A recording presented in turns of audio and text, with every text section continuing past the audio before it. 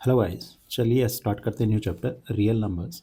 Chapter start करने से पहले अगर वीडियोज अच्छे लग रहे हैं तो वीडियोज को लाइक करें, चैनल को सब्सक्राइब करें और अपने फ्रेंड्स के साथ शेयर करें। चलिए स्टार्ट करते हैं। देखो, रियल नंबर्स अपने जो मैथमेटिक्स में जो नंबर्स अपन पढ़ते हैं ना, एक तो होते हैं रियल नंबर्स, दूसरे होते हैं अपने इमेजिनरी नंबर्स। ठीक है। और थर्ड जो टाइप होता है कॉम्प्लेक्स नंबर। ये दो जो हैं ये अपन क्लास 11th में पढ़ते हैं, ये अपने सिलेबस में नहीं है। अपन जो यहाँ पढ़ेंगे वो पढ़ेंगे रियल नंबर्स। रियल नंबर्स में सबसे पहले ये मैंने वेन डायग्राम बोलते हैं इसको, वेन डायग्राम अपन ने ले लिया है यहाँ पे। तो रियल नंबर्स में सबसे पहले बात करें तो देखो नेचुरल नंबर से। नेचुरल नंबर की बात करें तो इसमें 1 2 3 1 से स्टार्ट होता है। फिर जो नेचुरल नंबर है वो सबसेट है किसका, होल नंबर का, क्योंकि होल नंबर में जीरो भी आ जाता है। ठीक है। फिर उसके बाद में बात करें तो होल नंबर जो है वो सबसेट किसका है, इंटीजर्स का, क्योंकि इंटीजर्स के अंदर अपने होल नंबर्स भी आते हैं और नेचुरल नंबर्स भी आते हैं। ठीक है। इंटीजर्स में अपने -1 -2 -3 0 1 2 3 ये सब आ जाता है। उसके बाद करते हैं रेशनल नंबर्स। रेशनल नंबर के अंदर इंटीजर्स भी आते हैं, होल नंबर्स भी आते हैं, नेचुरल नंबर्स भी आते हैं। ठीक है। और डेसिमल नंबर्स भी आते हैं। देखो यहाँ पे जो भी बात कर रहे थे इंटीग्रल वैल्यूज की बात कर रहे थे अपन, इंटीजर्स और होल नंबर नेचुरल नंबर सब में क्या बात कर रहे थे अपन, इंटीजर्स की बात कर रहे थे। पर रेशनल नंबर्स में वो नंबर जिसको पी बाई क्यू की फॉर्म में लिख सकते हैं या फिर डेसिमल फॉर्म में लिख सकते हैं, और अपन इंटीजर्स भी हो सकते हैं उसके अंदर अपने रेशनल नंबर, जैसे -3 को अपन लिख सकते हैं -3/1। ठीक है। तो इस तरीके से अपन ने ये बात कर ली। इसके बाद में रियल नंबर्स में एक नंबर और आता है, that is irrational number. Irrational number basically real numbers that can not be written as simple fraction और रेशियो, मतलब अपन पी बाई क्यू की फॉर्म में इनको नहीं लिख सकते हैं। दूसरा अगर अपन बात करें इसका जो डेसिमल एक्सपेंशन है वो कैसा होता है, 9th में अपन ने पढ़ा था, non terminating non repeating decimal expansion होता है किसका, इरेशनल नंबर्स का। क्लियर है। तो इसी तरीके से पाई जो है ये अपना क्या है, इरेशनल नंबर है, √10 √2 √3 ये सारे अपने क्या है, इरेशनल नंबर। तो इरेशनल और रेशनल नंबर दोनों को मिला के अपन बात करें, मोटा मोटी बात करें तो रेशनल प्लस इरेशनल नंबर दोनों क्या होते हैं, अपन बात करेंगे वो होते हैं रियल नंबर्स।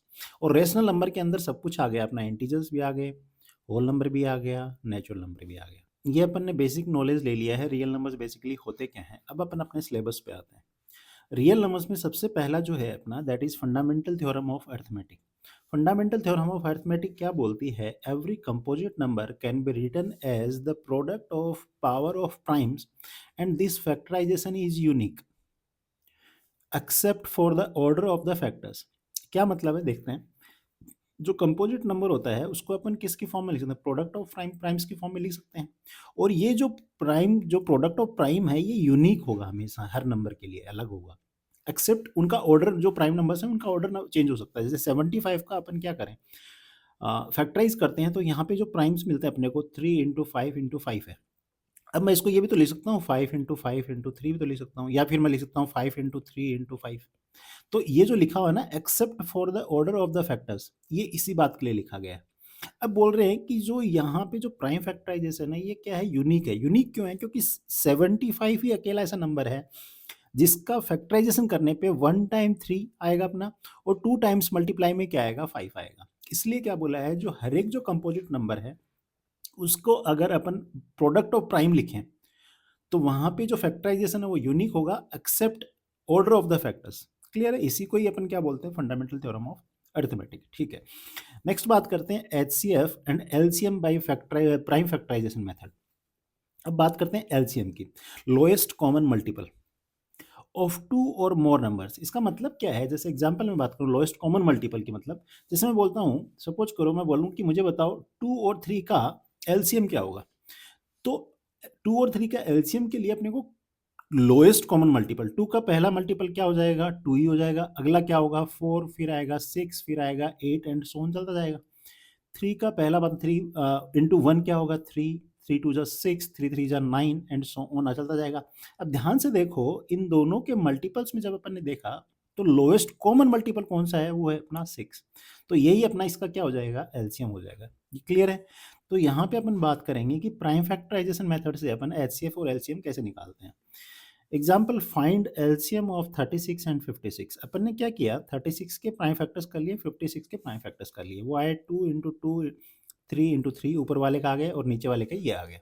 अब अपन क्या करते हैं, जो कॉमन फैक्टर्स हैं, जैसे 2 और 2 इसमें एक कॉमन है, दूसरा ये 2 कॉमन है, ठीक है? बाकी इसमें कुछ भी कॉमन नहीं है, 3, 3, 2, 7 ये कॉमन नहीं है। जो कॉमन है 2, 2 जो कॉमन है उसको 1 टाइम अपन यहाँ लिख देते हैं। ये वाले को भी 1 टाइम लिख देते हैं। उसके बाद में जो बचे हुए जो अदर फैक्टर्स हैं उनको अपन मल्टीप्लाई में लिख देंगे और उसका जब प्रोडक्ट करेंगे जो आंसर आएगा that will be the LCM of these 2 numbers that is 36 and 56। ये बात क्लियर है ना? चलिए नेक्स्ट बढ़ते हैं अपन एचसीएफ पे। एचसीएफ में मतलब क्या है? हाईएस्ट कॉमन फैक्टर, मतलब greatest number that divides each of the given numbers without leaving any remainder. मतलब क्या है कि अगर अपने को दो नंबर्स गिवन हैं तो ऐसा ग्रेटेस्ट नंबर जो दोनों को डिवाइड कर जाए, जैसे कि मैं बात करूं 12 है और लेट से मैं दूसरा बात करता हूं 16, तो ऐसा ग्रेटेस्ट नंबर जो कि 12 और 16 दोनों को क्या करे? डिवाइड करे without leaving the remainder. Remainder 0 होना चाहिए। तो ध्यान से देखो ये 12 और 16, मैं बात करूं 12 किससे डिवाइड होगा? 1 से होगा, 2 से होगा और किससे होगा? 4 से होगा, 6 से होगा और किससे होगा? खुद 12 से हो जाएगा। अब 16 का बताओ, 16 किस किससे से डिविजिबल है? 1 से है, 2 से है, 4 से है, उसके बाद में 8 से है और 16 से। अब मुझे बताओ ग्रेटेस्ट, इन दोनों में ग्रेटेस्ट ऐसा नंबर जो कि इन दोनों को डिवाइड करे वो कौन सा है? ध्यान से देखो यहाँ भी 4 है अपने पास में और यहाँ भी 4 है। देखो यहाँ पे अगर मैं बात करूँ 1 1 कॉमन है, 2 2 भी कॉमन है, बट अपने को कौन सा नंबर लेना है? अपने लेना है ग्रेटेस्ट नंबर जो कि क्या करे? कॉमन नंबर, ऐसा दोनों में कॉमन नंबर जो कि दोनों को क्या करे? डिवाइड करें। तो वो क्या होगा अपना 4। तो अपन एचसीएफ जो निकालते हैं किससे? प्राइम फैक्टराइजेशन से। जैसे मैंने बोला 36 और 56 का अपने को एचसीएफ निकालना है, तो 36 के अपन ने प्राइम फैक्टर्स किए और 56 के प्राइम फैक्टर्स किए, और यहाँ पे अपन क्या करते हैं? पेयर्स बनाते हैं। जो जो पेयर्स बन रहे हैं, जैसे 2 2 का एक बन रहा है यहाँ पे और ये भी 2 2 का एक बन रहा है, तो अपन क्या करते हैं? इन दोनों में से जैसे यहाँ से एक 2 लेते हैं और यहाँ से 2 लेते हैं और उनको मल्टीप्लाई कर देते हैं, और जो आंसर आता है that is the HCF of these two numbers that is 36 and 56। Clear है बात? चलिए नेक्स्ट बढ़ते हैं अपन properties of HCF and LCM. First है अपना, किन्हीं भी दो नंबर या तीन नंबर भी हो सकते हैं, कोई दिक्कत नहीं है, प्रोडक्ट ऑफ टू नंबर जो होता है that is equals to HCF into LCM of the two numbers. जिन दो नंबर्स का प्रोडक्ट अपन ने किया है वो किसके इक्वल होता है? उन दो नंबर्स के एचसीएफ इनटू एलसीएम के। क्लियर है? जैसे 36 और 56 है दो नंबर, तो यहाँ पे इनका जो प्रोडक्ट है वो प्रोडक्ट निकाला अपना कितना है? 2016 आया। इसका अपने को बताओ एचसीएफ कितना है? एचसीएफ अभी निकाला था 4 और एलसीएम अपन ने निकाला था 504। जब इसको भी मल्टीप्लाई करेंगे तो ये भी कितना देगा? 2016। तो ये अपनी फर्स्ट प्रॉपर्टी है एचसीएफ एंड एलसीएम की। नेक्स्ट देखते हैं, LCM can be used to find the points of common occurrence. For example, ringing of bells that ring with different frequencies, the time at which the two person running at the different speed meet and so on. ये जो चीज है ना, ये वाला point अपन example की help से देखते हैं। क्वेश्चन है 2024 में अपना आया था, ठीक है, 2 मार्क्स का क्वेश्चन था। क्या बोल रहा है? 3 toll at intervals of 9, 12 and 15 minutes respectively. If they start tolling together, after what time will they next toll together? अब ध्यान से समझना। अभी देखो क्या बोला, 3 बैल है अपने पास में, 1 2 एंड 3, ठीक है। अब ये जो फर्स्ट स्टार्टिंग में क्या किया, एक बार इन्होंने टोल कर दिया, इसने भी टोल कर दिया, इसने भी टोल कर दिया, 0 मिनट पे टोल किया, 0 पे, स्टार्टिंग में 0 मान लेते हैं। नेक्स्ट कब करेगी? ये 9 मिनट पे करेगी, उसके अगला किस पे करेगी? 18 पे करेगी, फिर उसके बाद किस पे करेगी? 27 पे करेगी, एंड सो ऑन अपन 36, और आगे एक और कर लेते हैं। ये मैं सिर्फ समझा रहा हूँ आपको, आगे जब मैं बताऊंगा इसमें क्या अपन क्यों यूज करते हैं, इसमें एलसीएम अपन यूज करेंगे, क्यों यूज कर रहे हैं वो मैं इसको एक्सप्लेन कर रहा हूँ। जैसे 15 का अपन करते हैं, 15 30 45 60 75 एंड सो ऑन, आगे बढ़ते जाएंगे भाई। तीसरी जो है, थर्ड जो है वो सेकेंड 12 थी और थर्ड 15 तो उसको 12 को यहाँ थर्ड पे कर लेते हैं, कोई नहीं। तो यहाँ पे बात करें तो फर्स्ट 0 के बाद में 12 मिनट पे, फिर 24, फिर 36 48 एंड 60, इस तरीके से टोल करेंगे।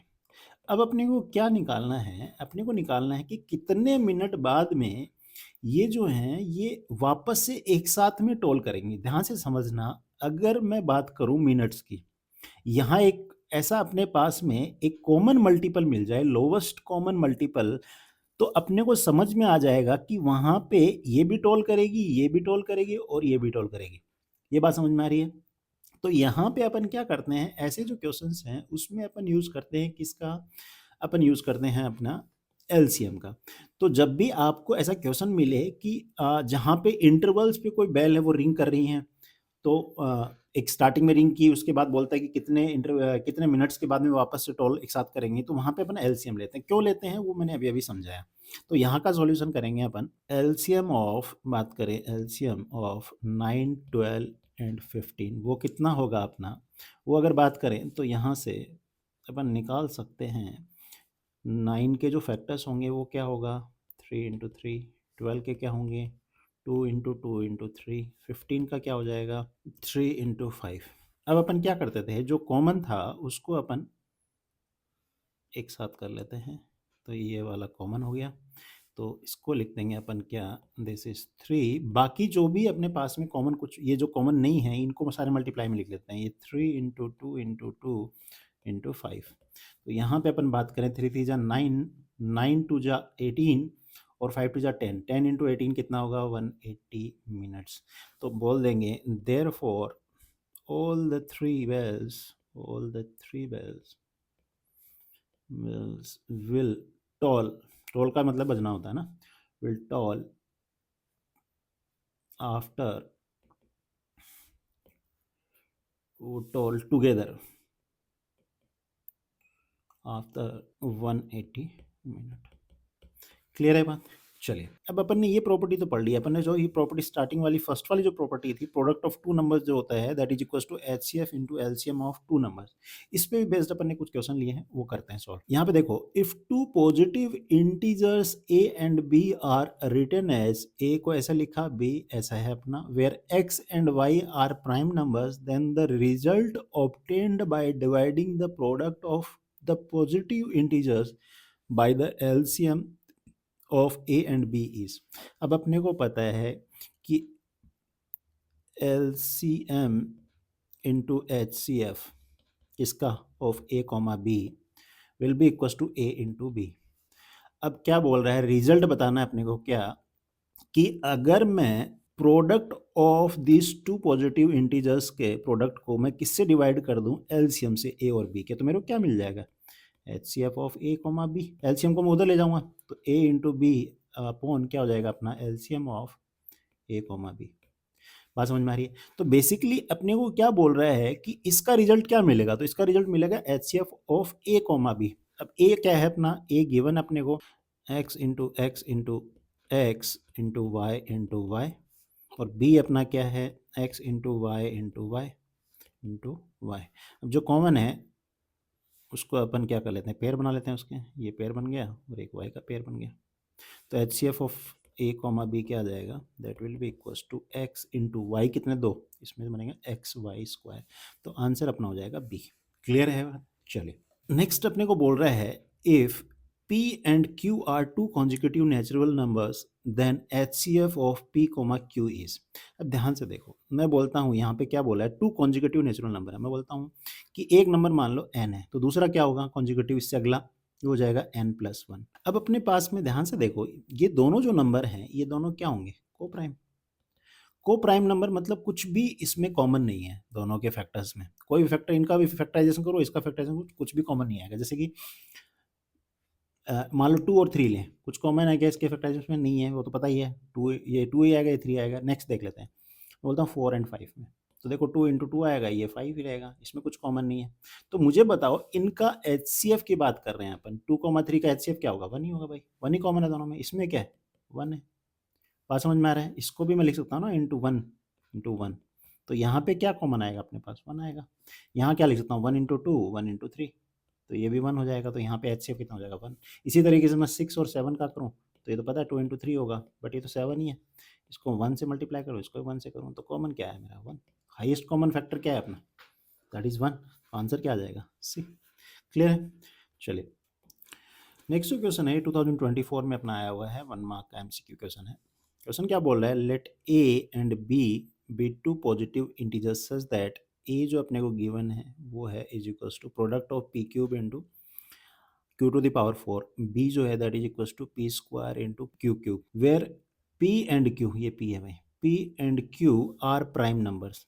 If HCF of A comma B जो है that is P to the power m into Q to the power n and LCM of A comma B is equal to p to the power r into Q to the power s, then m plus n into r plus s क्या होगा, देख लेते हैं भाई। अपने को HCF जो given है यहाँ पे a कॉमा बी का, वो कितना गिवन है, p to the power m q to the power n, और LCM कितना गिवन है a कॉमा बी का, that is p to the power r q to the power s। अब मैं m और n निकाल लूँ, r और s निकाल लूँ, दोनों को इन m प्लस n करके मल्टीप्लाई में कर दूँ r प्लस s। ठीक है जी, देख लेते हैं। तो HCF निकालते हैं, a और b का HCF देखो, p cube q power 4, b का है p square q to the power cube. अब ध्यान से देखो इसमें कॉमन क्या है भाई, इसका प्राइम फैक्टराइजेशन करेंगे तो यहाँ पे क्या आएगा, पी स्क्वायर तो है इसमें भी, इन दोनों में देखें कॉमन, तो HCF of A comma B अपना क्या हो जाएगा, पी स्क्वायर, और क्यूब में क्या होगा देखो, क्यूब, इसमें भी क्यूब है अंदर, एक पी एक्स्ट्रा है, तो ये हो जाएगा क्यूब क्यूब। तो मुझे बताओ यहाँ से मैं बोल सकता हूँ, जब अपन कंपेयर करेंगे P to the power M is equal to कितना हो अपना 2, एन इज इक्वल टू कितना है 3, तो m प्लस n अपना कितना हो जाएगा 5। ठीक है जी, LCM निकाल लेते हैं, LCM of A comma B. तो ध्यान से देखो यहाँ पे दोनों में देखो पी स्क्वायर तो कॉमन है, ठीक, इसके अलावा इसमें एक पी और बच गया, बहुत बढ़िया। इन दोनों में क्या कॉमन है, क्यू क्यूब कॉमन है, तो वो अपन ले लेते हैं क्यू क्यूब, और उसके अलावा एक क्यू यहाँ बच जाएगा।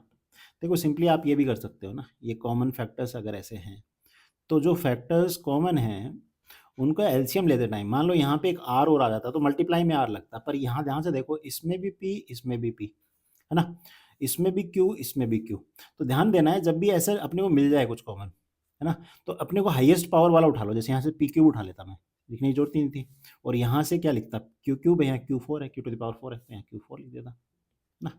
अब अगर मान लो यहाँ आर और आ जाता और यहाँ एस आ जाता, तो आर इंटू एस भी करना पड़ता अपने को। चलिए तो ये कर लेते हैं, ये बन गया P cube into Q to the power 4। तो मुझे बताओ यहाँ से जब अपन कंपेयर करेंगे इसको एलसीएम वाले को, तो आर इक्वल टू 3 आ जाएगा और एस इक्वल टू 4 आ जाएगा, तो आर प्लस एस कितना हुआ, दैट इज 7, और अपने को क्या करना है, इन दोनों का प्रोडक्ट करना है, 7 इंटू 5 35, ये आंसर हो जाएगा अपना। क्लियर है, चलिए नेक्स्ट है अपना, the HCF of two numbers 65 and 104 is 13। If LCM of 65 and 104 is 40x, then value of x is। अब देखो अपने को LCM ही निकालना है इनका, LCM ऑफ, मुझे बताओ LCM ऑफ 65 और 104, सीधा सीधा भी, या तो आप इसको फैक्टराइज करके निकाल लो, मेरा मन नहीं है फैक्टराइज करने का, तो अपन प्रॉपर्टी यूज़ कर लेते हैं, तो वो हो जाएगा 65 into 104 upon highest common factor of 65, 104, ये अपने को गिवन है कितना है 13, HCF कितना है अपना 13 है, तो यहाँ पे मैं इसको कट करके क्या करता हूँ 13 कर देता हूँ, तो यहाँ आ जाएगा 13, 13 5 जा 65, तो इसको में से 8 ले लूँ मैं बाहर, तो 5 इसमें से 8 लेंगे तो 40 बन जाएगा, तो यहाँ पे अपन लिख सकते हैं क्या, ये हो गया अपना 40, और 8 इसमें से जब अपन क्या करेंगे अंदर से निकाल लेंगे, तो ये बचेगा 8 1 जा 8 2 3 13 बचेगा, तो value of therefore value of x is equals to 13, ये अपना आंसर हो जाएगा। क्लियर है, ये 2 मार्क्स का क्वेश्चन था 2024 में। चलिए नेक्स्ट देखते हैं, in a school there are 2 sections of class x, मतलब 10th की बात कर रहे हैं, there are 40 students in first section and 48 students in the second section, determine the minimum number of books required for their class library so that they can be distributed equally among students of both sections. दोनों sections के बीच में equally अपने को distribute करनी है। अब ध्यान से समझो इसका सॉल्यूशन करते हैं अपन, यहाँ पे क्या लेंगे, एलसीएम लेंगे। कैसे, ध्यान से देखो, मैं बोलता हूँ कि सपोज करो मेरे पास में एक सेक्शन में 2 स्टूडेंट है, छोटा नंबर लेते हैं तो इजी रहेगा विजुलाइज करना, है ना, एक दूसरा सेक्शन उसमें 3 बच्चे हैं, मैं बोलता हूँ मुझे बताओ कम से कम नंबर ऑफ बुक्स, मुझे ये बताओ जिससे मैं क्या कर सकूँ, इन दोनों सेक्शन के बच्चों को बराबर बराबर मैं बुक्स बांट सकूँ। तो ध्यान से देखो यहाँ पे अगर मेरे पास में 2 बुक्स होंगी तो यहाँ पे तो एक एक दे देंगे अपन, क्या इनको दे पाएंगे, नहीं दे पाएंगे। तो देखो 2 2 जा 4, 2 3 जा 6, इस तरीके से चलते हैं अपन, मल्टीपल लोएस्ट कॉमन मल्टीपल निकालना है एलसीएम। यहाँ पे देखो मैं क्या कर रहा हूँ, सेकंड मल्टीपल इसका क्या आएगा, ये अपना 2 जाया, ये 3 जाया, इंटू 2 जा क्या आएगा, ये 6 आ जाएगा। अब ध्यान से देखो 6 और 6, तो एलसीएम अपना कितना आया, 6 आया। ओके, अब मुझे ध्यान से देखो, ये जो 6 है लोएस्ट कॉमन मल्टीपल का मतलब ये 6 2 से डिविजिबल है और ये 6 3 से भी डिविजिबल है। और डिविजिबल है इसका मतलब 6/2 जब करेंगे तो 3 बुक्स अपन क्या दे सकते हैं, दोनों बच्चों को दे सकते हैं। और यहाँ पे जब मैं 6 को डिविजिबल करूँगा तो यहाँ 2 आएगा, 2 मतलब 2 किताबें हर एक बच्चे को दे सकते हैं, मतलब 6 बुक्स हो गई। तो बेसिकली इस क्वेश्चन में भी अपने को क्या करना पड़ेगा, एलसीएम निकालना पड़ेगा। समझ रहे हो कॉन्सेप्ट क्या है इसके पीछे, जो अपन कर रहे हैं एलसीएम क्यों कर रहे हैं, इसका कॉन्सेप्ट समझ में आ रहा है ना। तो यहाँ पे निकालेंगे अपन एलसीएम ऑफ किसका, 40 एंड 48। तो अपन 40 का निकाल लेते हैं, कॉमन फैक्टर्स क्या करते हैं, इसमें से हो जाएगा 2 इंटू 2, 2 इंटू 5, ठीक है। एंड 48 का करेंगे तो ये हो जाएगा 2 इंटू 2 इंटू 2 इंटू 2 इंटू 3, ठीक है। तो यहाँ से देखो कॉमन क्या है इसके अंदर, 2 2 2, बाकी जो बचा उसको लिख लेंगे। तो एलसीएम हो जाएगा 2 इंटू 2 इंटू 2 इंटू ये 2 इंटू 3 इंटू 5। यहाँ से अपना जो आंसर आएगा दैट विल बी 5 3 जा 15, 2 जा 30, 2 जा 60, 60 2 जा 120, 2 जा 240, ठीक है। देयरफॉर क्लास लाइब्रेरी लिख देंगे अपन, इसको लास्ट में वर्ड्स में लिख देते हैं ना, class library should have at least 240 books so that they can be equally distributed among those 2 sections. Clear है ना ये बात? चलिए अब अपन नेक्स्ट कॉन्सेप्ट पे बढ़ते हैं। How to determine the nature of the decimal expansion of a rational number.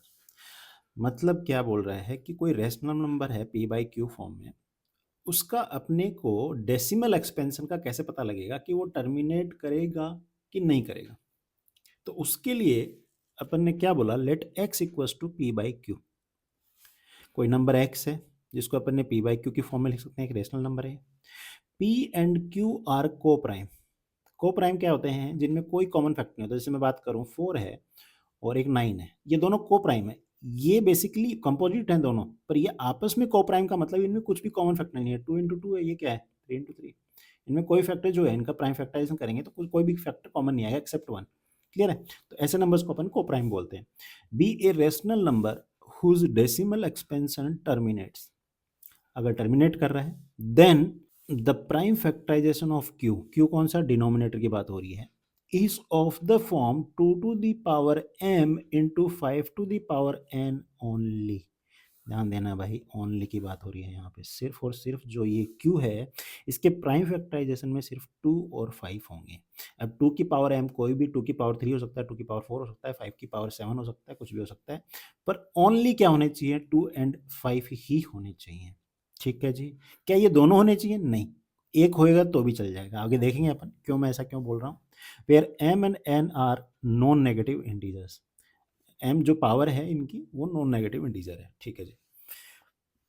अब एग्जांपल लेता हूँ, क्या ये जो है मेरा, ये जो मैंने रेशनल नंबर लिया है, क्या ये इसका जो डेसिमल एक्सपेंशन है वो टर्मिनेट करेगा कि नहीं करेगा। तो अपन क्या करते हैं, अपन नीचे वाले को फैक्टराइज कर लेते हैं, दैट इज 11 इंटू 5।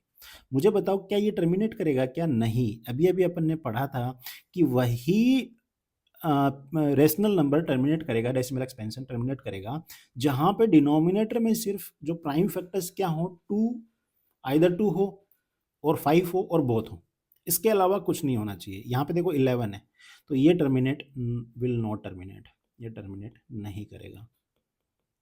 क्लियर है? ठीक है।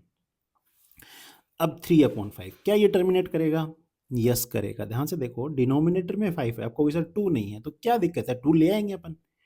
3 इंटू 5, यहाँ पे 3/5 करेंगे तो यहाँ इंटू 2 कर लूँ, ऊपर भी 2 कर लूँ तो ये कितना हो जाएगा 6/10, ये 0.6। तो ध्यान देना है अपने को, डिनोमिनेटर में या तो ओनली 5 हो या 5 जो प्राइम प्राइम जो है प्राइम 5 हो, उसके 5 की पावर कुछ भी हो सकता है, 2 होता तो भी क्या करता है ये टर्मिनेट करता अपना ना। या तो 5 हो प्राइम डिनोमिनेटर में, या सिर्फ 2 के फैक्टर्स हो, या दोनों के हों 5 और 2 के, इसके अलावा कुछ नहीं होना चाहिए। तो क्या करेगा वो टर्मिनेट करेगा। अब ध्यान से देखो 13/32, इसको अगर अपन लिखना चाहें तो 13/2 टू द पावर 5 लिख सकता हूँ। अब मैं पूछूं क्या ये टर्मिनेट करेगा? यस करेगा। देखो डिनोमिनेटर में 2 का पावर में है सिर्फ, आप बोल रहे हो सर कैसे करें, 5 का तो कर सकते हैं इजीली, 5 टू द पावर 5 कर दूं मैं, यहाँ भी 5 टू द पावर 5 कर देता हूँ, क्या दिक्कत है मेरे, कर देता हूँ। भाई ऊपर नीचे मल्टीप्लाई करने में कोई दिक्कत नहीं है। तो यहाँ पे अपन सिर्फ देख के ही बता सकते हैं कि डिनोमिनेटर के प्राइम फैक्टराइजेशन अपना पता हो तो अपन सीधा बोल सकते हैं कि ये तो अपना क्या कर गया, टर्मिनेट कर गया, और नीचे वाला भी क्या करेगा, terminate, it will decimal expansion जो करेगा वो टर्मिनेट करेगा। क्लियर है ना बात? तो यहाँ पे मैं क्लियरली अपन इस बात को लिखते हैं, decimal expansion of p by Q will terminate if prime factors of q is of the form 2 to the power m or 5 to the power m or 2 to the power m into 5 to the power n only. If prime factors of q contains any other number except 2 and 5, then its decimal expansion will not terminate. ये बात समझ में आ रही है ना? Clear है बात? चलिए नेक्स्ट बढ़ते हैं अपन इरेशनल नंबर्स। अब इरेशनल नंबर्स बेसिकली क्या होते हैं, ये भी रियल नंबर्स होते हैं, अपन ने भी देखा। तो इरेशनल नंबर ऐसे नंबर होते हैं अपने, any number that can not be expressed in the form of p by Q where p and q are integers and q is not equal to 0 is an irrational number. For example √2 pi etcetera. ठीक है, some interesting results, कुछ results हैं अपने पास में, ये अपने को पता होने चाहिए, ध्यान में रहने चाहिए। फर्स्ट जो रिजल्ट है वो बोलता है इफ ए नंबर p, कोई प्राइम नंबर है अपना ना, divides a square, then p divides a।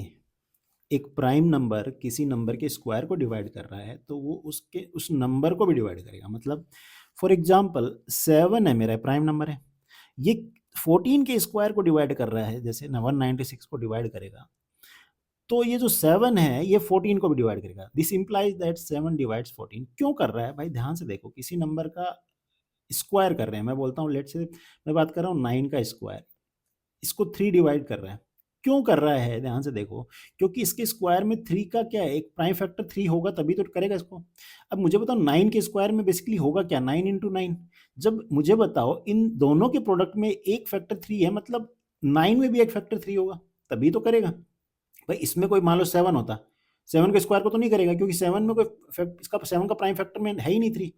अब 9 के स्क्वायर को डिवाइड क्यों कर रहा है, क्योंकि 9 के अंदर एक प्राइम फैक्टर 3 है इसका, इसलिए 3 इसको कट कर देगा। तो यही बात बोल रहे हैं अपन, क्या बोल रहे हैं कि अगर कोई प्राइम नंबर किसी नंबर के स्क्वायर को डिवाइड कर रहा है तो वो उस नंबर को भी डिवाइड करेगा। पहला रिजल्ट तो ये आपको बिल्कुल ध्यान रखना है, ये अपने काम आएगा भी अपन जब इरेशनलिटी प्रूव करेंगे by contradiction method.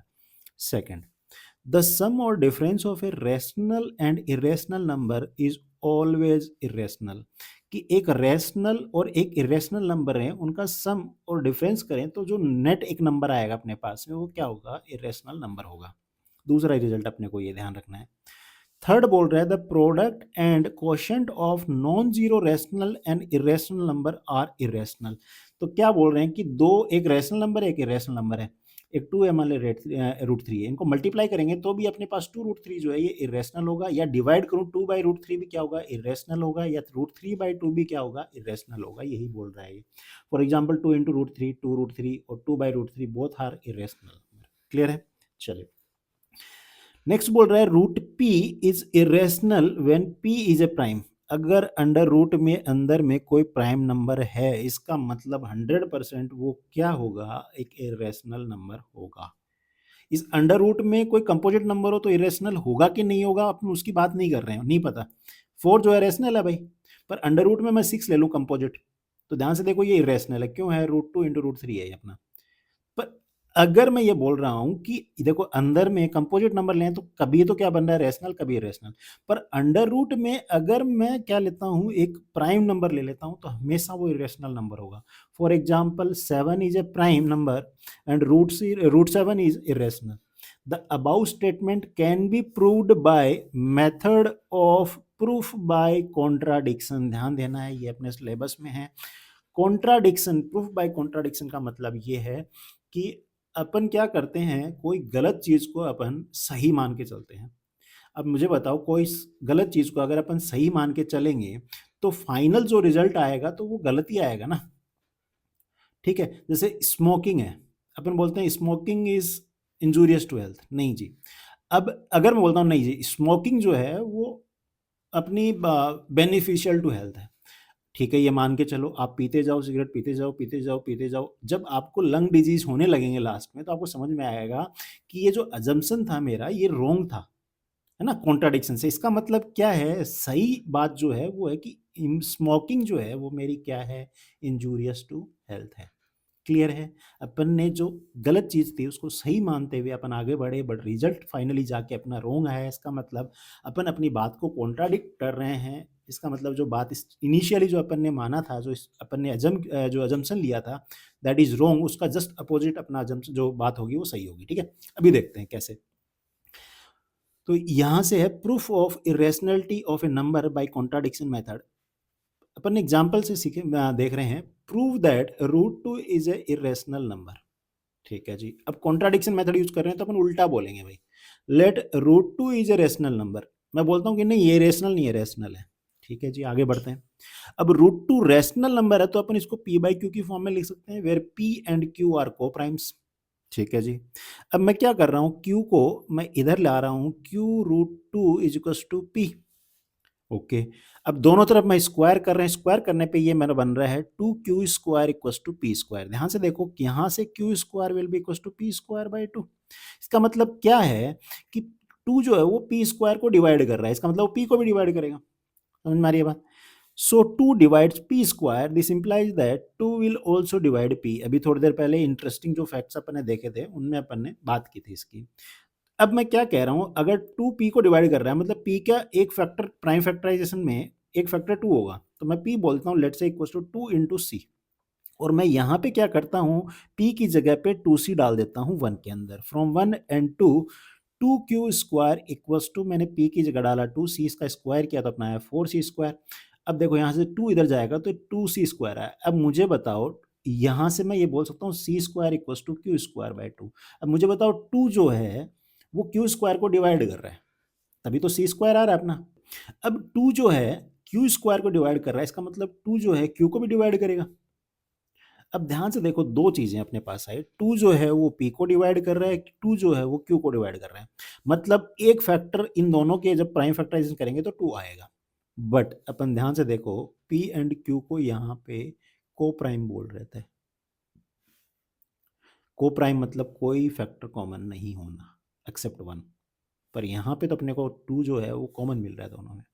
So both p and q are divided by 2 और divisible by 2, which contradicts our assumption कि अपना क्या है, p और q जो है को प्राइम से मतलब रूट 2 जो है एक रेशनल नंबर है, hence root 2 is rational number. Clear है ना ये बात?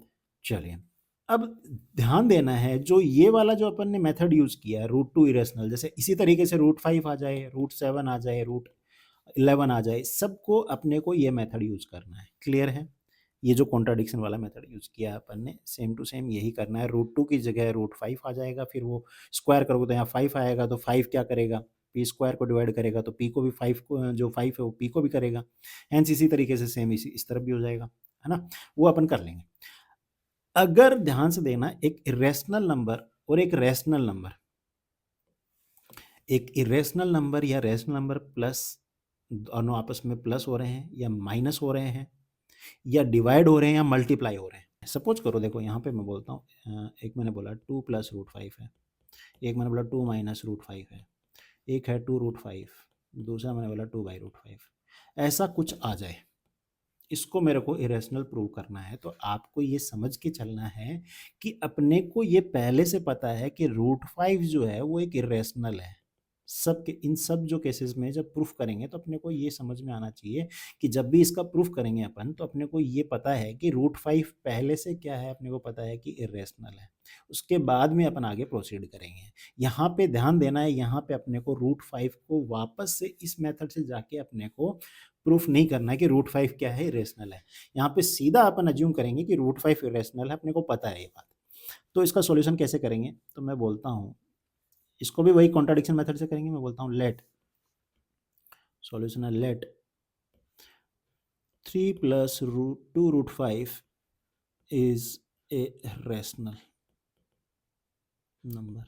ठीक है, अगर रैशनल नंबर है तो ये हो जाएगा 3 plus 2 root 5 is equal to अपना हो जाएगा p by Q, where p and q are co prime. ठीक है जी। अब क्या करते हैं अपन, मैं 3 को उधर ले जाऊँ माइनस में, तो ये हो जाएगा p/q माइनस 3, ठीक है जी। इज इक्वल्स टू कितना होगा 2√5। 2 को डिवीजन में ले आऊँ तो डिवीजन में लाएंगे तो ये हो जाएगा p/2q minus 3/2 is equals to √5। Okay जी। अब एलसीएम मैं ले इसका, तो मुझे बताओ एलसीएम अपना आ जाएगा 2q, ये हो जाएगा अपना p माइनस 2 से करेंगे तो 3q इक्वल्स टू √5। ध्यान से देखो, since p and q are co-primes, hence p minus 3q by 2q is a rational number, hence बोल सकता हूँ √5 is a rational number, but यहाँ बोल देंगे बट √5 is irrational। तो यहाँ पे देखो रिजल्ट फाइनली क्या आया कि √5 मेरा क्या है, एक रैशनल नंबर आया। मैंने क्या बोला, कंप्लीट को रैशनल लेके चला, तो मुझे यहाँ पे लास्ट में पहुँचते पहुँचते मेरे पास में आया √5 एक रैशनल है, बट √5 तो अपने को पता है इरेशनल है। दिस कॉन्ट्राडिक्शन यहाँ पे लिखेंगे, this contradiction has arisen due to our wrong assumption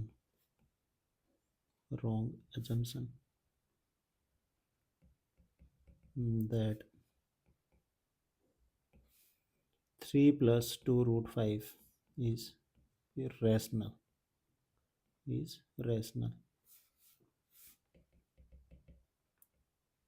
तो यहाँ से अपन क्या बोल देंगे, यहीं लिख देते हैं, this implies that 3 plus 2√5 is irrational। Clear है ये अपना हैंस प्रूव्ड। एचपी कर दो भाई, क्लियर है ना। चलिए नेक्स्ट जो क्वेश्चंस हैं ये अपन ने डिस्कस कर लिए हैं, ये वाला तो सेम ही है ये वाला, ठीक है। बाकी सारे क्वेश्चंस अपन ने पहले ही डिस्कस कर लिए।